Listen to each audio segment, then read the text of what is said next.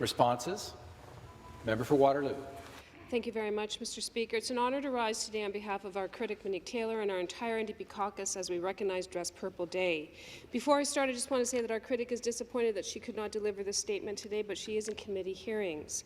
The member from Hamilton Mountain is a true champion of all children in Ontario who puts children at the centre of all policy and program debates. Today, October 27th, is Dress Purple Day, organized by the Ontario Association of Children's Aid Societies, and each October, Ontario's Children's Aid Societies raise awareness about the rights of children and youth to safety and well-being, and the responsibility that adults in our community services have to help children, youth, and families who may need support. This year, the association is highlighting the Dress Purple Day is, and I quote, more important than ever since the pandemic has created additional stressors for families and in some cases has increased risk for the well-being and safety of children and youth. At this point, we should all understand that when women and partners experience violence, so do children. According to a recent Canadian survey, domestic and family violence rates increased over 80% through the pandemic restrictions. And even before the pandemic, we struggled with access to children's mental health services with 28,000 kids on the wait list. Now, due to the added stressors that kids are facing, that need has grown, and Ontario's children and youth need more support than ever. The OACAS has created a list of resources and supports to show people that there are places to turn when they need help. You can find those resources on the association's website or by contacting your local Children's Aid Society.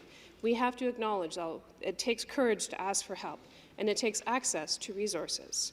As we all work together to move forward through these unprecedented times, I think it's important to remember what conditions help children and youth thrive in our society. Does the family have stable housing? Is the child living in poverty? Are there enough adults in the classroom so that the child has somewhere to turn if they need help? As legislators, we have a responsibility to support children and youth. This means doing our parts as adults and listening to children if they come to us with concerns.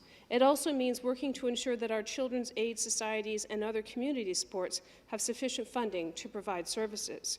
We must all acknowledge that there should be a renewed focus on early intervention and prevention.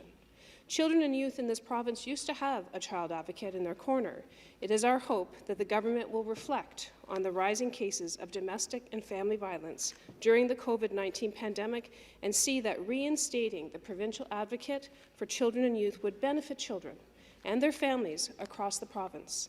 I want to acknowledge the work of Irwin Elman, our former child advocate, who to this day has continued to advocate for children. Our critic and I would like to also acknowledge the good work being done by Child Welfare PAC, the Ontario Children's Advancement Coalition, the Children's Aid Society of Hamilton, the Catholic Children's Aid Societies across the province, Family and Children's Services of Waterloo Region, of which I'm very familiar with, One Roof, Food for Kids, and of course the Ontario Association of Children's Aid Societies. We also should acknowledge the emotional labour that these frontline workers do on behalf of children, and we are grateful for your leadership. Our critic, Monique Taylor, always speaks about how it takes a village to raise a child.